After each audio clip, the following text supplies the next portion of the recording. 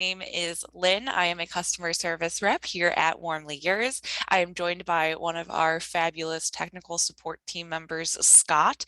And today we are going to be going over some tips for troubleshooting electric floor heating systems. And if you have any questions, please don't hesitate to ask in that chat. You can definitely type them out. If we don't see them right away, we will get to them by the end of the presentation. All right, so like I said, today we are going to be talking about some troubleshooting and things like that. First, we're going to go over testing the system, making sure that it is working and that you don't have to do any troubleshooting. And then from there, if there are any issues, we'll go over some troubleshooting steps as well as the actual steps for repairing a floor heating cable. And that's all going to be Scott, again, our resident technical genius over here. So talking about electric floor heating, just kind of basically or in general, if you're not especially familiar with it, electric floor heating is going to give you very comfortable temperatures from floor to ceiling. It's not like forced air where you're going to have hot and cold spots. It's not like forced air where you're going to kind of have to crank the heat to feel it. It definitely is a very comfortable, warm sensation. With electric floor heating, you don't have to worry about any kind of maintenance. It's not like hydronic where there's boilers and pumps and things like that that can, have problems or will need to be maintained. Once our electric floor heating systems are in, they are in, there's zero maintenance, and they are good to go. So because they do need to be installed underneath new flooring, it's great for remodeling jobs, it's great for new builds. So if you're looking at something like that in the upcoming future, be sure to let us know and we can definitely help you get some warm floors in that space. They're also very easy to control and regulate. All of our thermostats come with a floor sensor, so you can control the temperature of the floor to the exact degree. And they're also wet location listed. So this allows electric floor heating to be placed in showers and shower benches and wet rooms and things like that. So definitely pretty much anywhere that you are looking at putting floor heating will have a product for you. So talking a bit on the floor heating controls that I touched on briefly. So like I said, these do all come with a sensor. All of our floor heating controls are just different ways to control the system depending on how you plan to use it. So it'll really customize that system even further for you. We have anything from a Wi-Fi touchscreen model where you can control it through your phone, all the way down to a simple non-programmable on and off, just kind of set it and forget it thermostat. So if you ever need help with your thermostats, whether that's setting them up or just picking out which model will work best for you, be sure to reach out. So Scott, I'm bringing in your technical expertise here. Can you kind of tell us a little bit about preparing that floor heating system so that there are as few troubleshooting issues as possible? Yeah, the main thing is that you can never ever cut the heating wire. We get that question every day on the phone center. Hey, I have too much. I went online, I bought a big spool of cable. Now can I use part of the cable in one room, another part in another room, and another part in another room? And no, you cannot. You cannot cut or shorten the mat in any way. So that's the most important thing. And those are the most phone calls we get. So I want to shorten the heater. You can't do that. What you need to do is you need to make sure you test the system, and you want to test it the day you get it. Test it with a digital Ohmmeter. You're going to need a digital Ohmmeter for this job. You can't do this job without a digital Ohmmeter, so you might as well get one. And we're going to be talking about them in a little bit, telling you what to look for, what to stay away from. But the main thing is to test it the day you get it in case something happened to it on the way to you. So that will give us time to get the replacement product to you, so it doesn't delay your installation. You don't want to wait until the day of installation to test it for the first time. But during your day of install, you want to make sure that you test it before, during, and after the installation to make sure that it's good. That's your record of a successful install. Absolutely. Can you kind of tell us about circuit checks and what those are? A circuit check is a device that keeps track of your system while you can't. So when you're on the other side of the room and you're laying tile or you're laying the product out, you can't keep your hands and eyes on the meter. So the circuit check, what it does is it keeps track of the condition of the wire. Inside of the wire, there are three cables inside. There's one that carries current that heats up. There's two that carries current and heats up. And then there's a ground. And what the circuit check does is it makes sure that there's no connection between the ground and either one of the current carrying wires. And it also makes sure that you have a circuit that's going to heat, because if this gets cut and the circuit goes open, you're not going to get any heat. So you want these two together, the ground separate. So that's what it's doing. It's making sure you don't have a short, and it's making sure that you don't have an open circuit. Fabulous. And so you had kind of touched on using an ohm meter. Can you tell us what you're looking for specifically when you're going to be getting or using an ohm meter? Yeah, the ohm meter you want is on the left side. It lets you choose the 200 range. There's a knob on the front that actually lets you turn the knob to the 200. If you look at the one in the center is a very expensive meter. The more expensive they are, usually the harder they are to use, because they're self-ranging meters. So what you want to do is you want to stay away from a meter that just has an upside down horseshoe, which is ohms, and a range button, because these things are very difficult to use. So you have to turn it to ohms and press range, press range, press range, press range, press range. And I'm literally not exaggerating, pressing range, range, range, until you get it to finally see something. That is way more difficult than it should be. And the unit on the right is an analog meter. Never, ever use one of those, because they will not give you any usable information. So the meter you want is on the left. It has a 200 area that you can use for testing about 90% of our product. And it also has a 20K range, which is what you're going to be using to test the floor sensor. So right there, you can switch between the two. You don't have to hit range and hope that it finds it. Because if you're testing your heating product with the one in the middle, it may find that, but when you go test the sensor, which is on the 20K scale instead of the 200 scale, it won't see it. And we get calls from people all the time saying, especially with this meter right here, that's why I chose this meter for the presentation, because I've already had a call this week about this one not giving them an ohm reading on their sensor, and because it doesn't see the 20K range without you pressing that range button repeatedly. So those are the meters that you want and you want to stay away from, and the reasons for both. Fabulous. Thank you, Scott. So actually the process of testing with that ohm meter, can you walk us through that? Yeah, if you take a look here at this drawing, you can see that there are those two current carrying wires, the black and the yellow, or the black and the red. Those are the ones that connect to each other, and those are the ones that heat up. Then you have the ground, which is next to it. So what you want is you want ohms between the black and the red, or the black or the yellow, and you don't want any ohms from the yellow to ground or black to ground, because that would tell you you have a short.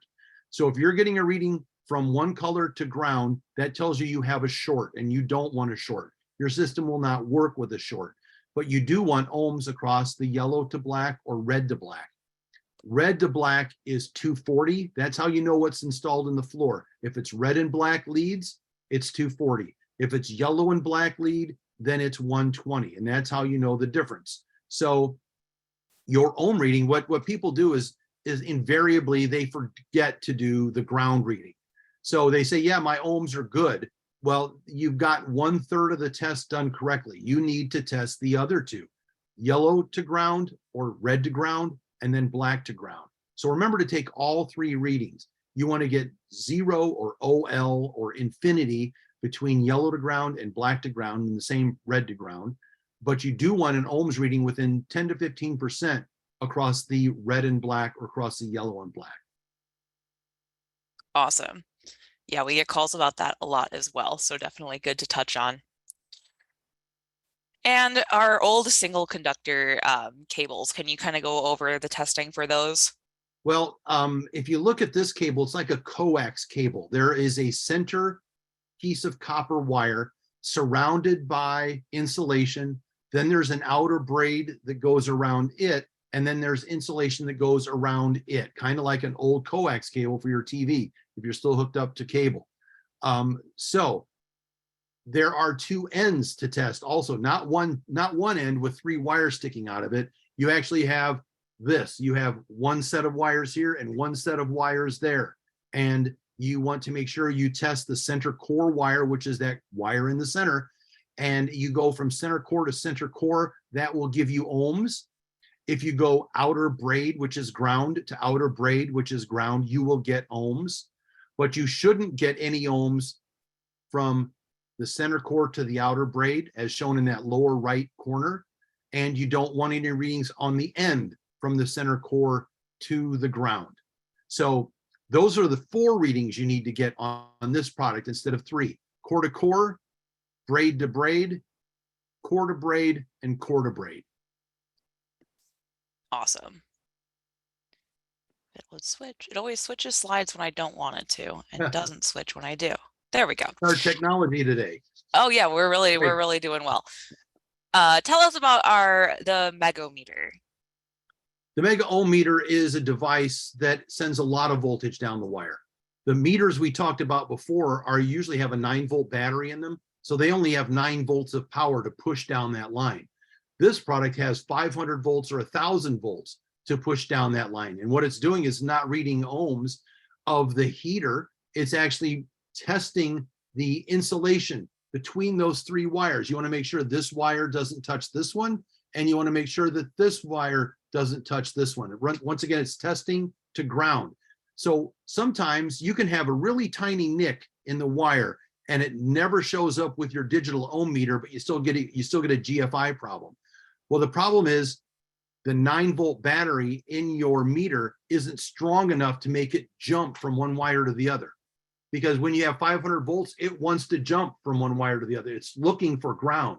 But if you have good insulation, it doesn't see ground. They never see each other. So you don't have to worry about that. But when you have a little nick in the wire, that will find that ground and it will come back with a reading that says fail. So that's why the Megohmmeter is different than an ohm meter. The Megohmmeter is testing the insulation of each one of those 3 wires in the cable against each other to make sure that no power gets from the ground to the other 2 heating wires. So when you're done with that, press the test button. It'll give you the number, then let it dissipate because the meter has an auto discharge function in it where it takes the power out of the wire. If you don't do that and you take your fingers and put them on the wire, you can get shocked. So don't be in a hurry. Once you do this test, let it end its measurement, let it discharge the cable, and don't ask me how I know that it shocks you. How do you know? Because it shocked me once. Oh, interesting. All right, so talking about the actual thermostat testing, we recommend that you do this every month. It's important to do before winter comes. We get a lot of calls from people the first cold day of the year or of the season where they're having issues. So you do want to be sure that you're testing it before you actually need the system to be on and running. Can you kind of tell us exactly the process for testing these thermostats? Well, it's telling you to test monthly. And when you test it, you're pressing the test button. And when you press the test button, it will give you a message saying there's a ground fault because you're making it do that. You're shorting the system inside to make it display that. It's telling you that the GFI sensing circuit is working correctly. And if you press that button and you get the warning ground fault, it's doing exactly what it's supposed to do. You press the button on the side of the thermostat, it will clear that, and then that will go away. So if you press the button, it gives you ground fault error. That's what you're supposed to get. We get calls all the time from people that do this test. Oh, I just pressed the button, it gave me this error. That's exactly what you're supposed to get. So that's good. So we're going to show you some other things coming up here where you need to be concerned or not. Absolutely. So, oh, there we go. There we go. So if there is some system damage, the first thing to do is identify where it is and what's going on. So can you kind of tell us how you would do that? If you're getting a GFI message, it's telling you it's seeing leakage. You're getting power going from one of those 2 wires to the ground. So it's making a connection somewhere. And if you look at that picture in the upper right-hand corner, that is the spot where the ground is touching one of those power carrying leads inside the wire, and it's making a short circuit. That's where the word short comes from. You're taking a normal circuit, and then if you have a connection somewhere before the full thing, it's short. It's a short connection. So that's where the term electrical short comes from. It's not traveling exactly the way it should be. It's getting to a certain spot and making contact with ground.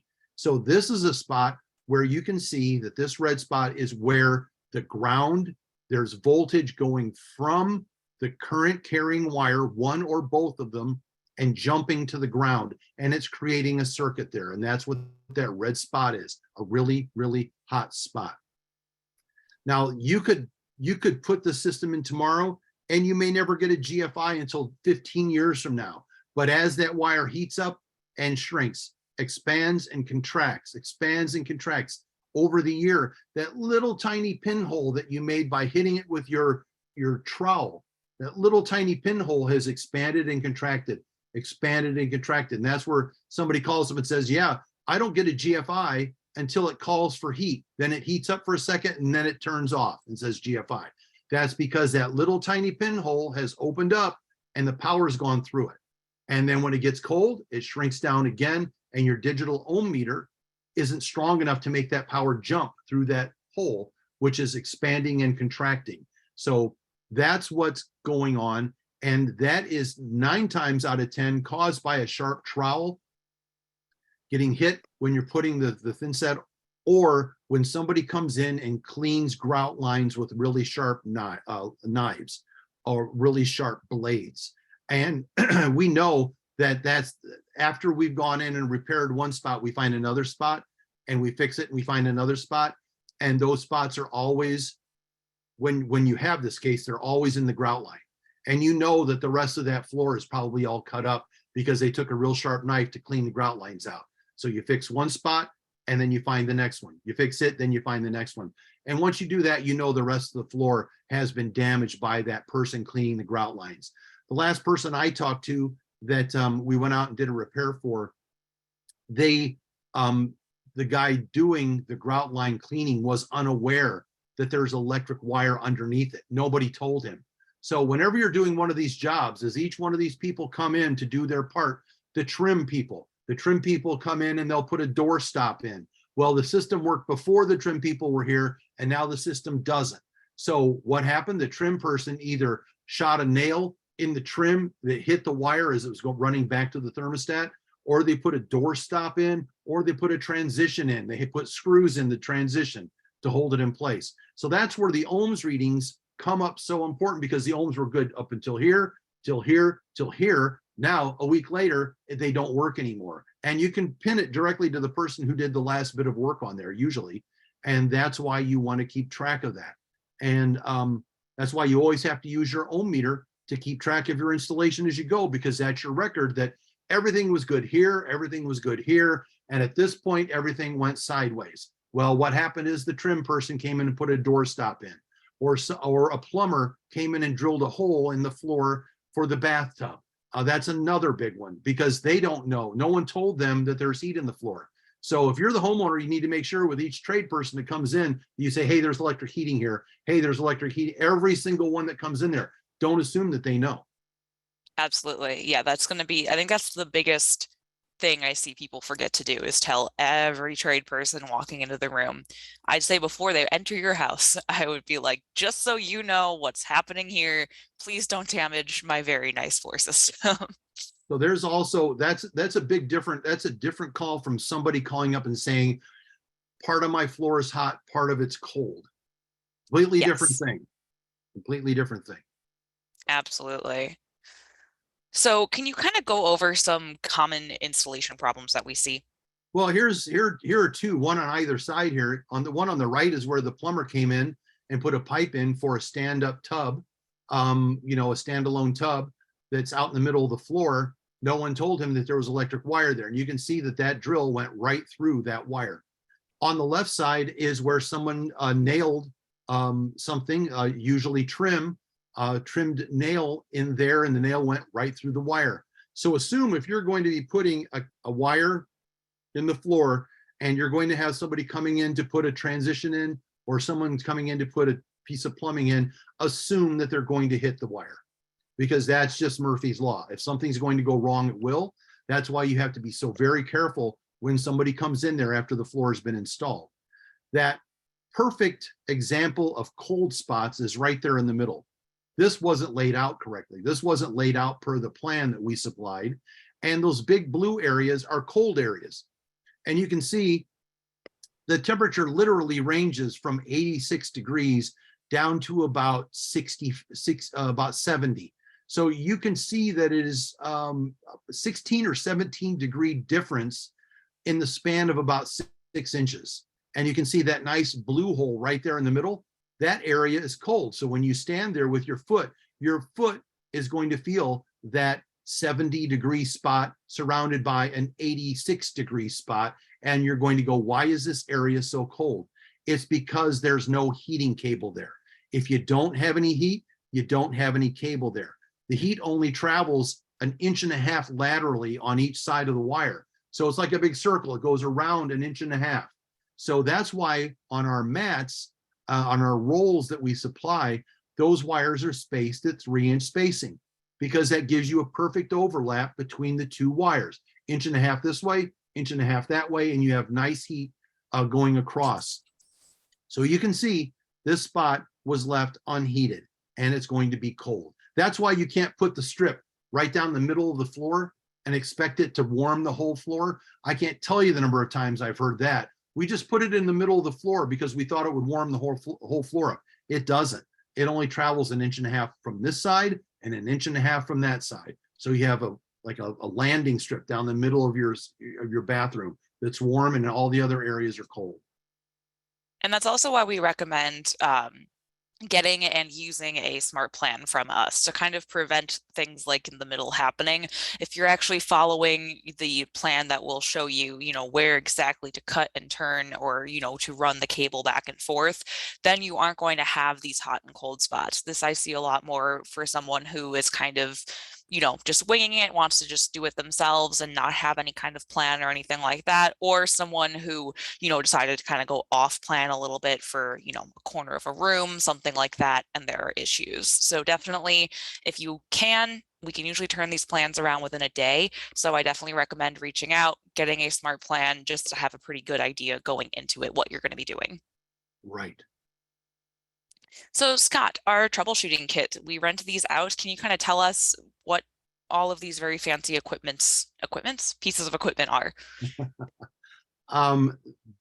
These tools are very expensive, and we rent them out to people who have trouble, because one of the most common bits of misinformation out there is that if you have a problem in your electric heated floor, you have to rip it all up and start over again.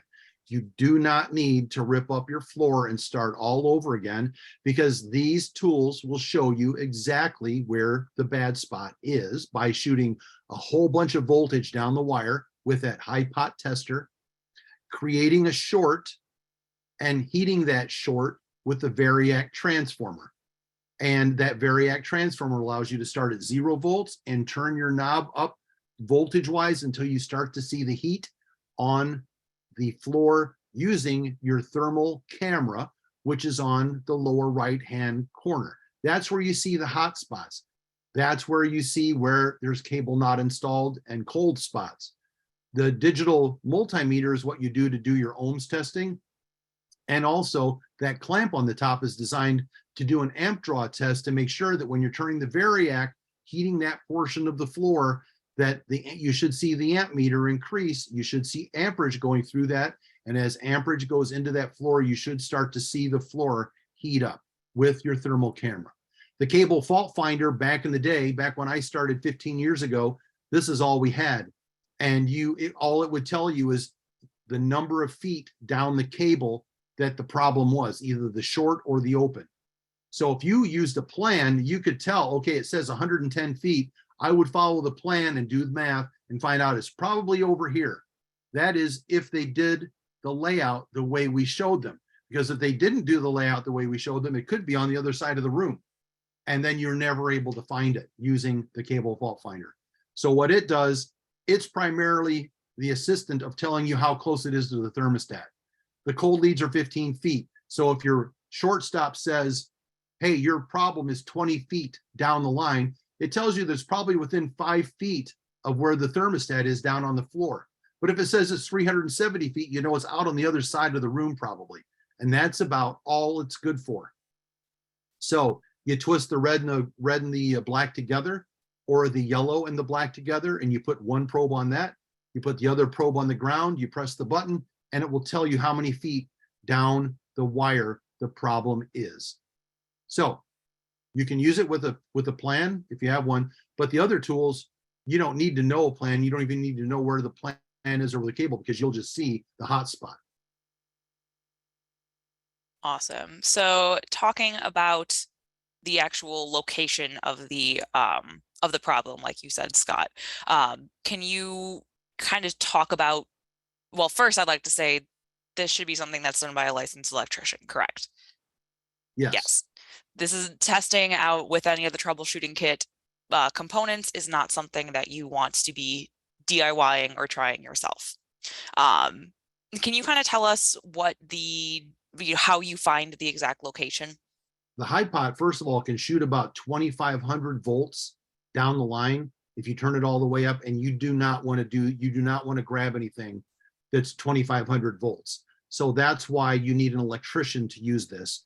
And what it's doing is, if you have a wire that got cut and it became disconnected, what you're doing is you're sending enough voltage down that wire to make it jump from one end to the other. And when it jumps from one end to the other, it makes a big pop and it gets really hot really quickly. Well, when that is getting really hot really quickly, you do that on for 2 seconds, bang, bang, bang, take it off for 2 seconds, then bang, bang, bang, off, bang, bang, bang, bang, off, and do that repeatedly. Could be 5 minutes, could be 6 hours, but eventually that arc that's formed by jumping that distance is going to show up as a red spot with your thermal camera. And that's where you know that the cut is. And that's usually what you see when somebody cuts through it on a grout line. They've actually cut the wire and it's separated. It's come apart. And you're just using all this voltage to jump that distance. And that's going to create a hot spot. So you're shooting voltage usually down black to ground or red to ground. You're trying to see if you can get, you're trying to do two things. You're trying to create a hot spot, and you're also trying to create a short so you can heat that short up. So you're really doing two things. So you're trying to jump that gap to make a hot spot, or you're trying to weld those two pieces inside together, either black to ground or red to ground, because if you weld them together, you can then use the variac to send just a little bit of power, and you keep turning that power up using your clamp amp meter and watching the amps go up. And as those amps go up, you should see the floor start to heat up until it gets to that spot. And then it stops. That tells you where the short is. And that hopefully is just under one tile. You break one tile, you lift the tile up, fix it, and put a new tile down. That is a lot different than completely replacing your floor. Yes, a lot easier, a lot less of a headache. So this is kind of what you were talking about over here with using the thermal camera and kind of seeing the exact location, correct? Yeah, this is after you heat it up with a variac. You can turn the variac up until you start to see the red signature, and where that red signature stops is where the short is. This spot will also, if you're zapping from red to ground or black to ground, you may see something like this, but usually that spot inside the white circle is much brighter, because that's the spot where it's jumping together. It's bridging that gap. So that's what is going on there with that short. You're going to see it come to a stop, and that's the spot that you're going to fix. Absolutely. So like you said, when it does come to removing the flooring over wherever it's damaged, that's the nice part about, using all of these tools. You don't have to tear up the entirety of the floor. Only a small section usually needs to be replaced, usually just one, maybe two tiles. Fix it, and then you can replace those tiles. Yeah, and what happened here is, what happened here is that with this particular job, this tells me, because I've been doing this for so long, this tells me that this was probably somebody that sent a plan into us to have us do a drawing installation plan, but they didn't show the air vent in the floor. So we designed the heat to go right up, pretty close to the wall. but no one told us that there was a vent there. So what happens is you can't put electric heat in a vent. It's not going to go there. So what happened is the person, oh, I'll just kind of tug on it, move it around here. A lot of times that wire just gets pushed down into the vent. And then when they take the grate to push the grate down on it, all of a sudden that grate cuts the wire. And that's exactly what's happened here. That wire got caught in the vent and somebody said, oh, this grate isn't going in very well. Here, bam, and they put it, they get it to sink. And as soon as they get it to sink down into the floor, that's where the wire has been cut. So you'll see this kind of problem here. Also, people that try to get into the doorstop area or into the area between two rooms, they want to get it very close to the transition. You don't want to get it very close to the transition. You get it away from the transition so the transition installers don't hit it. Like this, I fixed dozens of floors where they wanted to get it right up to where the carpet was. They want the tile right to the carpet and they want it to be warm. No, you don't. You get it away from there because that person, when they put the transition in, put the screw right through the wire. So those are a couple of the things you want to do. And all you have to do is, you see here, using the hammer to break the tile. And then once you break it, you start lifting it up. You never, ever stick something in there and try to pry it up. Because as soon as you start to pry something up, you're going to ruin the areas around it. So what you want to do is simply break the tile with a sledgehammer. But one secret when you're breaking the tile is to make sure that you route out the grout line around that tile. You don't need to take it completely out, but you want to score it. So when you hit the tile, it doesn't travel to the other tiles on either side.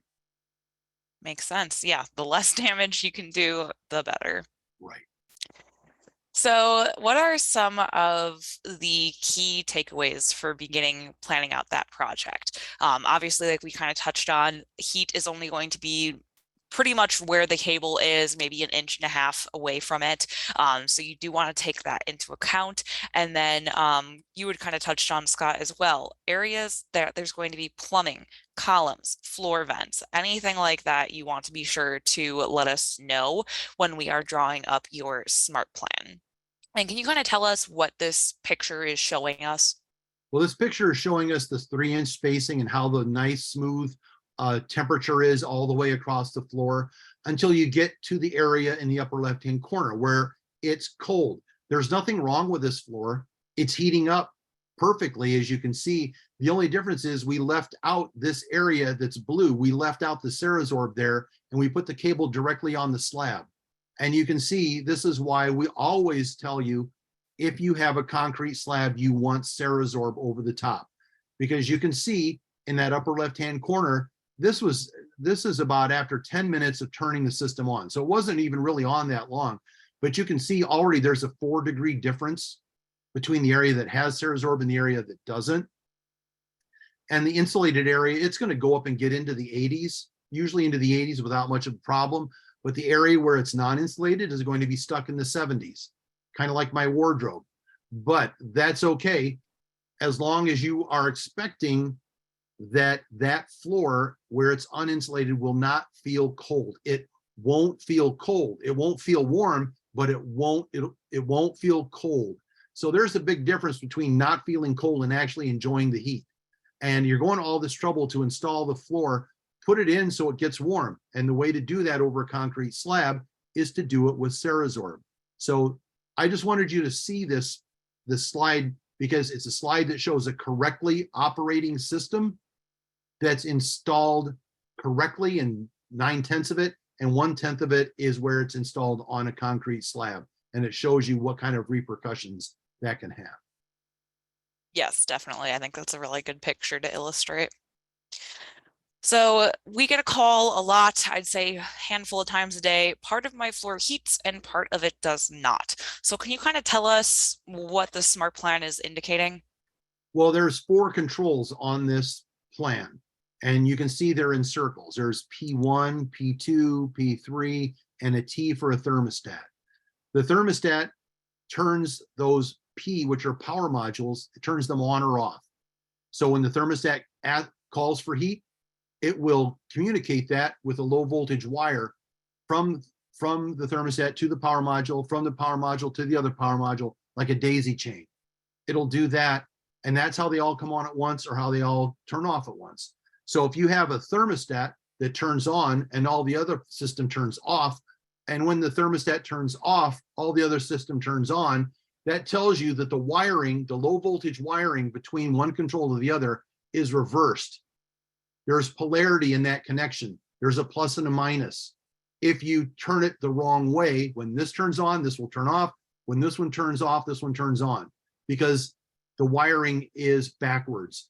So that's a simple case where all you have to do is take a low voltage connection and change it, just reverse it, and you fixed your whole floor. So that's the kind of questions we're going to be asking. However, if part of the floor doesn't heat up and all the rest of the power modules are working, it tells you might have a problem with the flooring, with the problem under the flooring. That's where you always do your ohms test first. The first thing you ever do if you have a suspected problem is to find out what part of the floor it is. In this case, there's four different rolls there. If the section in the upper part doesn't heat, then it tells you that problem is in that roll, probably not in the other rolls, because they're all working. So the first thing you have to do is disconnect that purple section at the top, disconnect it from the P1 and test for ohms. That's always the first thing. Whenever you have a problem with your floor heat, always test it for ohms, just like we've talked about already in the presentation. Absolutely. So looking at our previous model thermostat, this is one that we get calls about a lot. We used these for quite a few years. They're pretty much everywhere right now in the country. There's going to be, or in both countries, the States and Canada, these have been used for years. So we see these a lot, and as they're aging and getting a little bit older, we're also seeing a few problems crop up. So if you have one of these SmartStats or the TH115 or some variation of that model number, then if you have problems with it and you call us in, we're going to give you some pretty general troubleshooting stuff to start. Can you kind of tell us what are some common issues we see with these? Well, first of all, we've sold these for a zillion years, but the thing is, we're not the only people that sold them. Everybody else sold. This was about the only game in town for years for every floor heating company. So people will go on YouTube, they'll say, hey, I saw your thermostat, but it's not really ours. It's a competitor of ours who sold the same one. So it's not necessarily our system, but we have a lot of videos out there, and a lot of our video content is very popular on Google. And when they do a Google search for this thermostat, we invariably come up. So if you have a thermostat that's getting power, but it's blank, it tells you the thermostat has failed. The transformer inside of it has failed. Thermostat has a faceplate and a base unit that screws into the wall. The faceplate hooks onto it. These two pieces must be replaced at the same time. You don't take the faceplate off and put another faceplate on. You would take the whole thermostat out and you put a whole new thermostat in. Same thing is if you have, let's say, hey, I've got two of these in my house. I'm going to take the faceplate off this one and take the faceplate from a good one and put it on here. Oh, it still doesn't work because the problem isn't in the faceplate, it's in the base. So that's why you can't just swap a faceplate and expect it to do anything. You have to replace both units and take them out of the system. So if the thermostat is getting power at the back of it and it doesn't come on, the thermostat, the transformer inside of it has failed. Replacing the faceplate is not going to do anything. If you have a thermostat that you turn it on, it goes 14, 15, blank, and then it rotates again, 14, 15, blank, then it rotates again over and over. It's just trying to boot up and it's not able to. The thermostat is bad. So that's another thing. There's also inside of the thermostat, there's a mechanical relay that you hear click and click. It clicks when it goes together and it clicks when it comes apart. When it calls for heat, the relay clicks together. When it says, hey, I've got enough heat, I'm going to turn off, they come apart. Well, what happens is when these thermostats get really, really old is that relay can't close anymore. It's stuck, it's mechanical, it's on a hinge, and that hinge won't move. So what happens is it's thinking, it's calling for heat. Hey, I told the relay to close. It should be heating up now. The only problem is the relay doesn't go, hey, you know what? I'm not able to close. It doesn't say that. It just goes, I'm going to try to close. I'm going to try to close, but I can't. So the thermostat thinks everything's good. It thinks it's sending power to the floor, but it really isn't because that relay isn't closing inside. Well, that's where the case is. You test your floor with a digital ohm meter. If your floor tests good and your floor still doesn't heat, it's that mechanical relay inside that's not working. And 99 times out of 100, when somebody says that, it's calling for heat, but it's not heating, and the ohms are good, it's because the thermostat needs to be replaced. Now, fortunately, if you're one of our customers, if we can find your order in the system, we can get you a 50% off replacement, because that's what we do for our return customers. So that's why we're going to ask you, hey, do you have any order information? Because I'll be glad to replace that for 50% off one of our new thermostats, because we don't sell this unit anymore. One of our new easier to use thermostats, and we can find the order, then we're good to go. Definitely. And switching it out, again, you'll get that 50% discount, and then you have what is generally an easier, more user-friendly model to continue using. And I did a video, we have a video exactly on how to go from this thermostat Yes. to the new thermostat. So it shows you everything you need to know about changing from the old to the new. So, Scott, another call we get all the time is someone has forgotten to install the sensor. And that's why we do like to kind of hammer the point home. The sensor is in the thermostat box. So we see a lot of homeowners, will get their product, hand the mat or the cable to the installer, and then keep the thermostat off to the side to install at a later time once the flooring is in. And doing that means that the sensor is not going to be put into the floor at the same time as the floor heating itself. So if that is the case, if you have made that mistake, what is the remedy? Well, first of all, every product we sell has a big sticker on it that says, don't forget the sensor. It's right on you have to rip it to open the cable up to install the cable, and you have to rip it to open the roll up. But for some reason, that message sometimes doesn't get across, but we're trying. And if that's the case, the system will work on ambient temperature, which is the air temperature, but controlling the temperature of the air is it isn't a very good way to control floor heat. You want to be able to control the temperature in the floor, especially if you have carpet, or if you have laminate, or if you have another product like, I don't know, LVT that says you can heat this up to a certain temperature. If you don't install the floor sensor, you can't do that. So the floor sensor has to be there.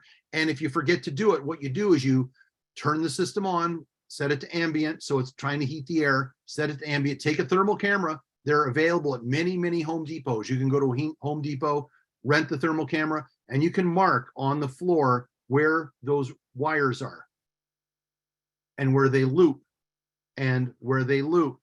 And what you want to do is you want to find a grout line that's between two of those wires, because you don't want the wire, the sensor sitting right on top of the wire, because it won't work correctly. It needs to be between those two wires. So you're looking for a grout line that's lining up between the two wires. That way, what you do is you route out the grout line very carefully.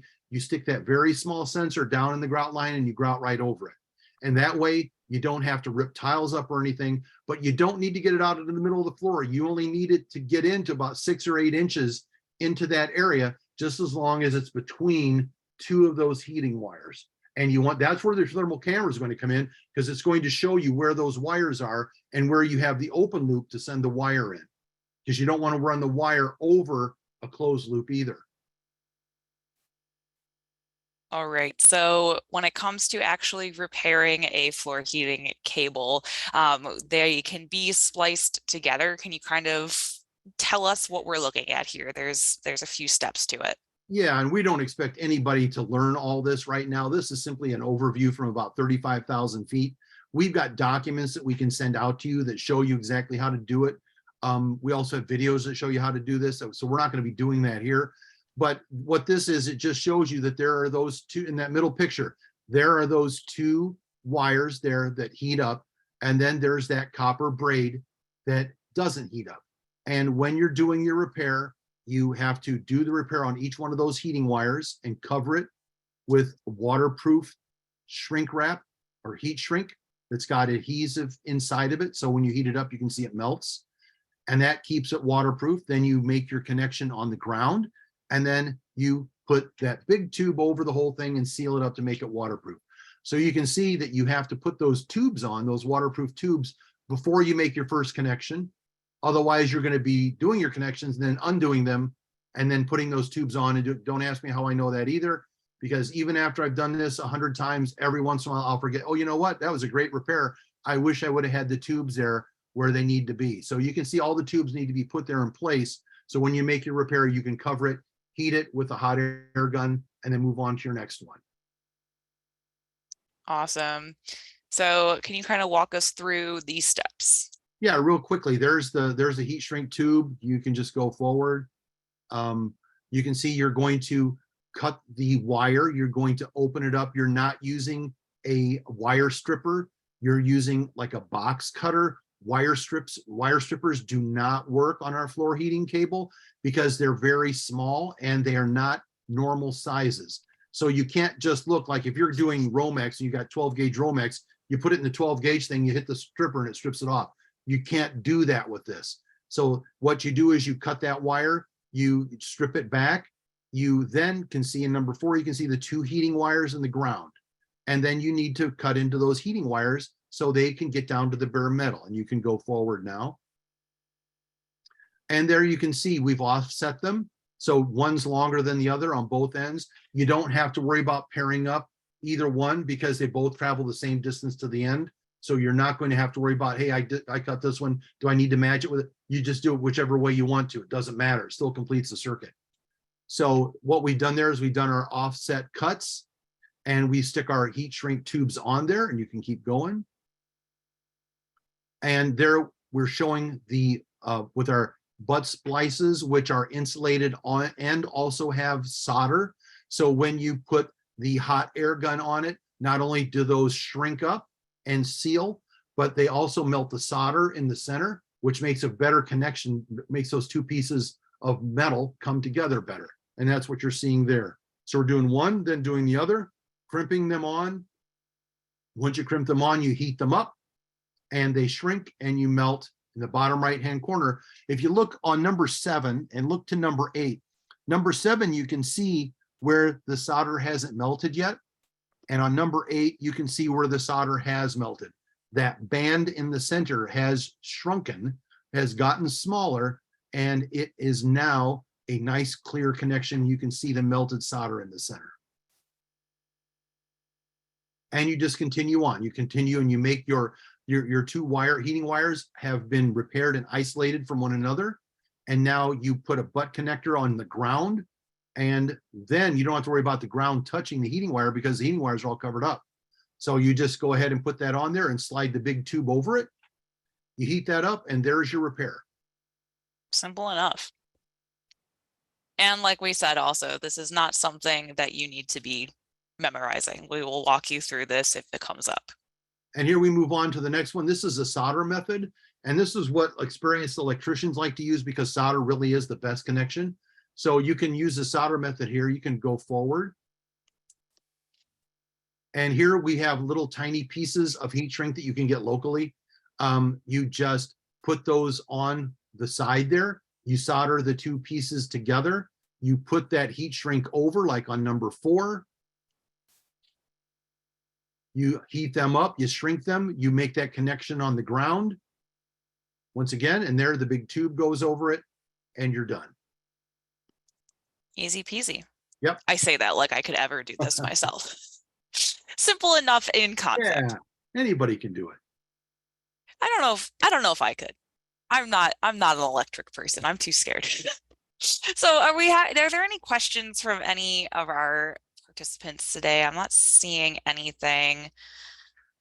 If anything comes up while we do some housekeeping, be sure to let us know. You can definitely send these in the chat and we would be happy to answer again any questions that you might have. So our next webinar will be Thursday, September 14th at 1 p.m. We'll be going over snow melting for asphalt driveways. We're going to walk you through some installation steps and things like that. So come join us for a snow melting conversation before it gets too cold to install. Hey, Lynn, did we have any questions sent to us ahead of time? I don't remember. I do not believe we did. Okay, No, none. Olivia says we did not. Okay. Ooh. And then we do offer daily trainings right here on Zoom. We offer them at least once a day, often twice a day. They're hosted by me usually, hosted by Scott, other of our technical support team members. So they're 5, 10, 15 minutes, pop on in and learn a little bit more about our products and ask any questions that you might have. And then our promotion for August is 15% off of all of our snow melting systems. So be sure to check that out. Once this is over, we'll send you an email asking about your experience during today's webinar. So we would love to hear any comments. I always say we like to hear compliments, especially Scott likes to say on his hair. He really wants to hear some compliments. So if there's anything like that, or any suggestions, we'd love to hear if you have any ideas for future webinars, be sure to let us know. We would like to talk about things that you actually care about and want to hear about. And of course, if you have any questions, if you need any help, give us a call, shoot us an email, visit our website. There is a lot of information on that website, so you can definitely learn a ton and always feel free to reach out if you need us for anything. And that is all we have today. Thank you, Scott, so much for joining me. It was great having your technical expertise. Until next time, as always, stay warm and be radiant. Be radiant. See you, everybody.